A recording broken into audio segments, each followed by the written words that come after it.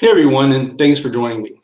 In a previous video, we began an exploration of American federalism by talking about the idea that there are a couple of different regimes to the American Constitution, and also exploring some of the ways that the national Constitution defines the relationship between the states. One of the things that we mentioned in that video, one of the things that I talked about, was the fact that what has emerged is a federalistic regime where the national government essentially coerces or compels the states to participate in its national designs. But why did the states play along? So in this video, what I want to talk about is what's in it for the states. What exactly did the states get out of the constitutional relationship? And also, how did the states defend themselves a little bit? So a couple of things that we want to think about, first of all, is consider what it would look like if we had a scenario where federalism became so bad, so coercive, that a state should try to leave the United States government again, similar to what happened in the Civil War. Are there any costs or consequences to the states for trying to leave the federal arrangement? Also, think about what would have to happen to you personally in your own life if you were to think about leaving a state for the simple reason in the fact that it wasn't doing a good enough job of protecting your civil rights or civil liberties, or the civil rights or civil liberties of others. Could we think of a scenario where a state would become so deviant from the national design that people wouldn't want to live there anymore? Now, first of all, in order to understand why states would want to participate in the federal arrangement after the arrangement has become so coercive, it's probably helpful to understand the tools or the levers of power that the national government has to engage in coercion in the first place. Now, the first of these, the most important of these, is quite probably money. In fact, money is probably the single biggest difference between the constitutional arrangement under dual federalism and the constitutional arrangement that we experience today. See, the national government, because of the income tax and the fact that it effectively has an unlimited debt that it can enjoy or that it can borrow from, the federal government has more money to throw at problems. And it could do that by simply giving the money to the states and telling the states to deal with issues the best way that they see fit. But it usually doesn't. Instead, what most likely happens is the national government is going to put some form of strings and attach those strings to any of the money that is sent forward or sent down to the states for their use. One way they can do this is by preferring categorical grants over block grants. And another way is by putting administrative or evidentiary requirements onto resources so that the states have to prove that the money was spent effectively or in the way that the national government preferred if they want to keep having money flow from the federal government's spigot. Some examples of this might be school testing, for example, so that the states have to demonstrate that there's positive educational results. There's been growing pressure to have crime statistics be reported by the states to the national government, so that way the national government can not only know whether or not state policing efforts are being effective, but they can also figure out whether or not states are engaging in aggressive policing of their citizens, or if civil rights are being consistently violated by one state department or another. Now, how much money are we talking about? Well, part of the reason why federalism has become so much more coercive is because we're talking about a lot more money. $500 billion or more to be exact, is being distributed from the national government to the states, either through direct poverty assistance, such as Medicare or Medicaid, rather. Medicaid, a state-based program that's largely federally funded, or if it's money that's being directly given to the states for the states to expend. About $500 billion every year is being sent down to the states to help solve state-based problems. Now, I recognize that this slide is going to be hard to read, but here's the important thing to notice. When you're looking at the bars as they extend from left to right on your screen, you're looking at the amount of return that a state is getting for its tax dollar investment. For every $1 that's being sent by the states to the national government, how much money is coming back in the form of state aid? It turns out that for 39 of the 50 states, they receive more money in federal benefits than they send to the federal government in taxes. Now, part of this is because of the unequal nature of the income or the business taxes, but a large part of this is also the fact that the national government has been consistently borrowing far more than it takes in revenue, and then using the money from that borrowing in part to redistribute to the states. So there's an awful lot of money on the line if a state were to decide to leave the United States government or to try to ignore the coercion that the national government is applying to it. But money isn't the only reason why the states might have to comply. We talked in a previous class about something called the Supremacy Clause. And in that discussion, we discussed how national law or the national constitution is superior to those of the states if the national government has the authority to be in there. Now, what we didn't talk about, though, was that one of the side effects, one of the results of Supremacy Clause is something called preemption. That is to say that there are certain areas of the Constitution that the states are simply not allowed to get into, in part because they deal with either interstate relations or international affairs. A very recent example has been efforts by states to get involved in regulating immigration, when the national government has typically held immigration as its sole purview, since you're dealing with residents or citizens of foreign countries.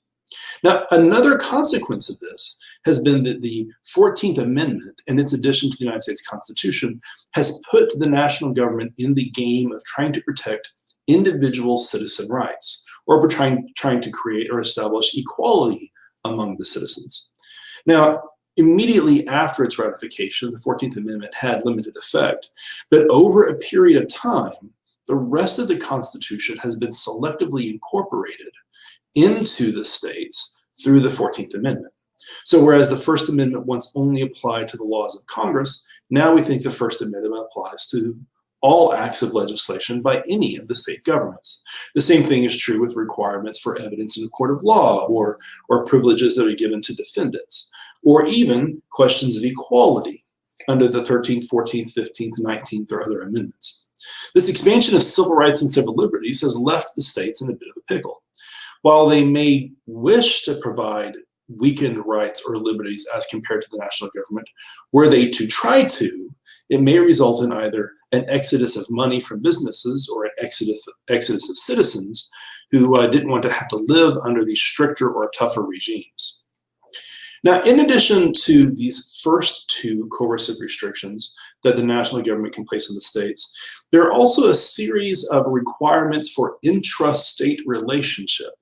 That is to say, interstate relationship, rather. That is to say that each of the individual states owes or is obligated to do certain things for the other states.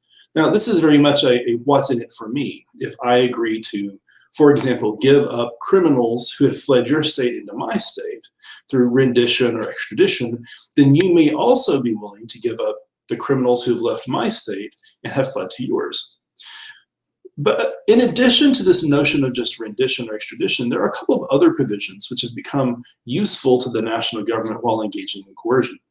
For example, states are prohibited by the Constitution from entering into interstate compacts unless those compacts have been agreed to or recognized by Congress. So if a state wants to get access to, say, water that's flowing from rivers that originate in a different state, it can only guarantee access to that water by going through Congress. It can't negotiate directly with the state whose rivers those waters begin in.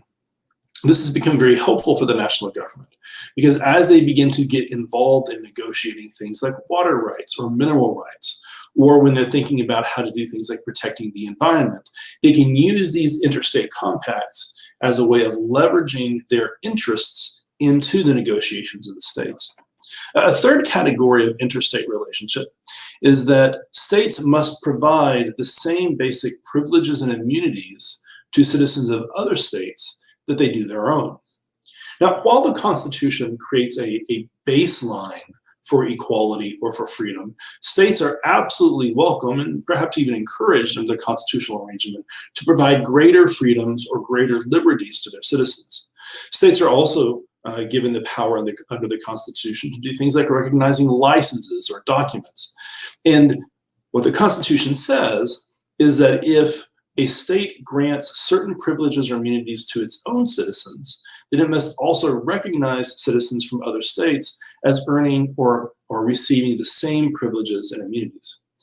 Now, the final interstate requirement or obligation is something that we call the full faith and credit clause of the fourth article of the Constitution. The full faith and credit clause just simply says that a document, a legal proceeding, a license, something that is created in one state and is authorized as being true by one state must be recognized as being true by another state. So for example, if I were to receive a driver's license from the state of Texas or the state of Kentucky, then when I travel to other states, they must recognize the validity of my right to drive as certified by somebody from my state. Now, where this can become coercive is when you start to think about privileges and immunities being granted in one state that maybe another state doesn't want to recognize, but which are afforded to citizens as a result of some license or some grant of contract. For example, when we think about something like gay marriage, the idea that gays could get married was not particularly controversial at the state level, so long as every state had prohibitions against gay marriage. But once Hawaii and Nebraska, through actions of their courts, decided to legalize gay marriage, it became possible for citizens from one state to travel to Hawaii or Nebraska, use the privileges and immunities clause of the US Constitution to take advantage of the right to get a marriage license, and then use the full faith and credit clause of the Constitution to return to their home state, and then say that because we have this license granted from Hawaii, we are now considered married in this state, even though gay marriage may not be acceptable here. It's ultimately upon this logic, this idea that a marriage in one state must be recognized in all states, that the United States Constitution incorporated the 14th Amendment and Article 4 of the Constitution into the debate over gay marriage to legalize gay marriage nationwide. Now, while the national government does have all these coercive powers, there are also several things that the states can do in order to protect themselves. One of the most important ones comes in the 10th Amendment of the Constitution.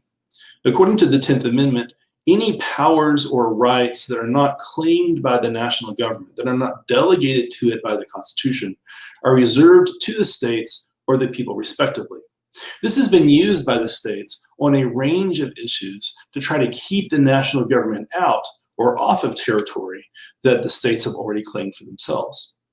The courts have also argued that in part because of reserved powers and in part because of this idea of dual sovereignty, that the states themselves are sovereign entities, that the ability of the national government to mandate certain behaviors is limited, particularly when it comes to money. The national government can't just simply pass a law that forces the states to spend money on something that the national government wants to do.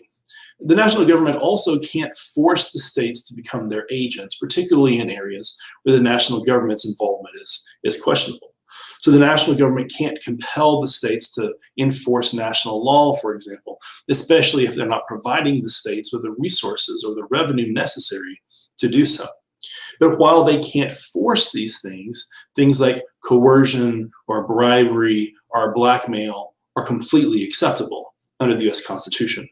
And also keep in mind that when we're talking about areas like civil rights or civil liberties, while the national government can't force the states to spend money, the national government can do things like enforce American Disabilities Act regulations in the construction of new state buildings on the grounds that this is an equality issue. The states also have the ability to say that there are certain laws or certain acts that are within their jurisdiction and outside of the national government's jurisdiction. If the state of Kentucky were to pass a law, for example, it is not normal for federal courts to consider the violations of that law. Of course, the big exception here is that the United States Supreme Court is the ultimate arbiter to all law, to make sure that states don't pass legislation or have acts of their executive that would violate the principles of the American Constitution.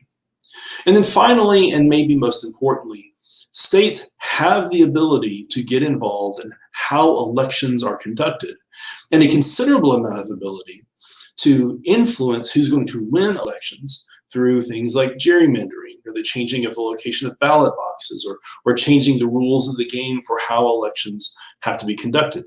The states also have the ability to selectively enforce certain laws, or to negotiate with the national government to ask the national government to not enforce laws of their own when the state is of electoral consequence.